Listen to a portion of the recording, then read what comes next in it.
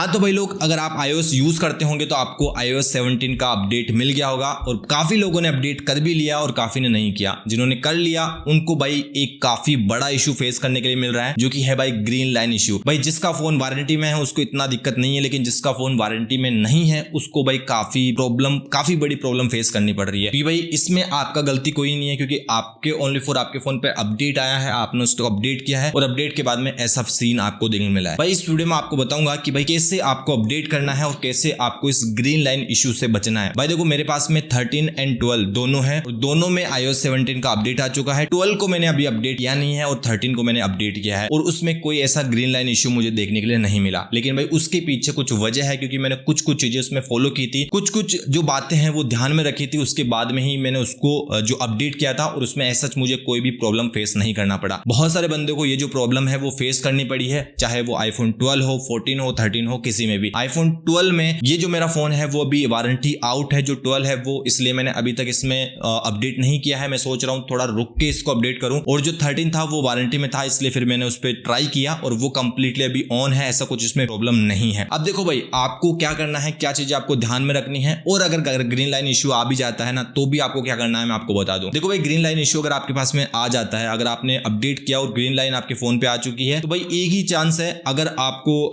Replace कराना पड़ेगा। अगर वारंटी में है तो रिप्लेस हो जाएगा, जो एप्पल सर्विस सेंटर से हो जाएगा, उसमें कोई कॉस्ट आपका नहीं लगेगा। लेकिन भाई वारंटी आउट है और एप्पल से अगर आप चेंज करवाते हो तो लगभग आप मान के चलो कि 30,000 रुपए आपको देने पड़ेंगे। डिपेंड योर फोन कि आपके पास में कौन सा जो आईफोन है वो है, कौन सा मॉडल है, उसके हिसाब से। जो iPhone 14 है ऊपर के मॉडल है उसमें तो 40,000 तक का भी कॉम्बो देखने मिल रहा है। तो भाई उस चीज का आप ध्यान रखना कि भाई वारंटी आउट है या वारंटी इन है। अगर वारंटी आउट है तो आपको एक चीज ध्यान रखना कि यार भाई अगर आप वेट कर सको ना तो थोड़ा वेट कर लो, क्योंकि ये जो है ना फोन का इशू नहीं है, फोन का इशू नहीं है, ये है ओनली फॉर सॉफ्टवेयर बग है, ग्लिच है, उसकी वजह से हो रहा है। तो थोड़ा वेट कीजिए, थोड़ा नया वापस से इसमें अपडेट आएगा, उसके बाद में आप अपडेट कर सकते हैं। बाकी जिनके फोन अभी भी वारंटी में है तो उनको क्या करना है मैं आपको बता दूं।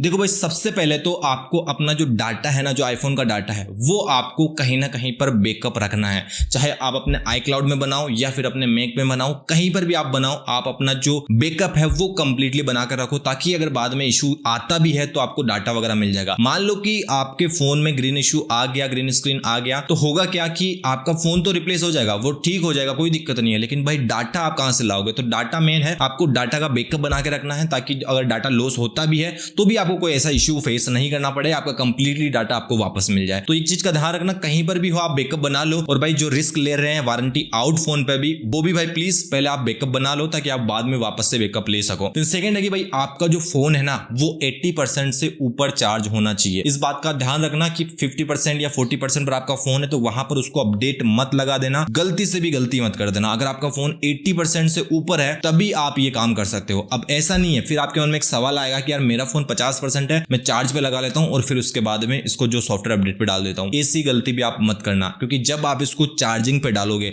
आपका फोन अपडेट पे रहेगा। कम से कम 4 से 5 GB का अपडेट है, समथिंग आप मान के चलो 13 में 3.5 GB का समथिंग का अपडेट है। तो अगर आप चार्जिंग में रख के उसको कंप्लीटली अपडेट कर रहे हो तो भाई फोन काफी ज्यादा हीट हो जाएगा, काफी ओवर हीट हो जाएगा और उसके बाद में उसमें दिक्कत आ सकती है। तो इस चीज का ध्यान रखना, चार्जिंग में आपको फोन को अपडेट नहीं करना है एंड 80% से ऊपर तक का आपको बैटरी बैकअप रखना है, मतलब कि बैटरी चार्ज रहना चाहिए, उसके बाद में ही आप अपडेट कीजिएगा। जिन थर्ड जो ऑप्शन आता है भाई वो आता है नेटवर्क स्पीड। अगर आप कुछ ऐसे नेटवर्क से उसको अपडेट कर रहे हैं जिसको कि भाई 2 साल लग जाएंगे अपडेट होने में, स्पीड वगैरह नहीं है, तो उस कंडीशन में भी दिक्कत आ सकती है, क्योंकि लॉन्ग टर्म तक आपका फोन अगर उस पर सॉफ्टवेयर अपडेट पर रहेगा तो बैटरी काफी ज्यादा ड्रेन होगा और बैटरी ड्रेन होगी तो फिर उसको चार्ज में लगाना पड़ेगा और फिर आप चार्ज में लगाओगे तो फिर वही इश्यू आएगा जो कि मैं आपको बता रहा था। तो इस बात को आपको ध्यान में रखना है कि ऐसे नेटवर्क से आपको अपडेट करना है जिसमें अच्छी खासी स्पीड हो और फटाफट से कंप्लीटली वो आपका जो सॉफ्टवेयर अपडेट है उसको कंप्लीटली कर दे। तो नेटवर्क स्पीड आप ध्यान में रखना, एक अच्छे से नेटवर्क से कनेक्ट करके फिर बाद में ही आप उसको अपडेट करना। तो भाई ये चीजें हैं जो कि आपको ध्यान में रखना है। और भाई एक चीज और ध्यान रखना है कि जब वापस से रिबूट होता है आपका फोन तो उस टाइम बटन वगैरह को किसी को भी आपको छेड़ना नहीं, चुपचाप से फोन को साइड में रख दो,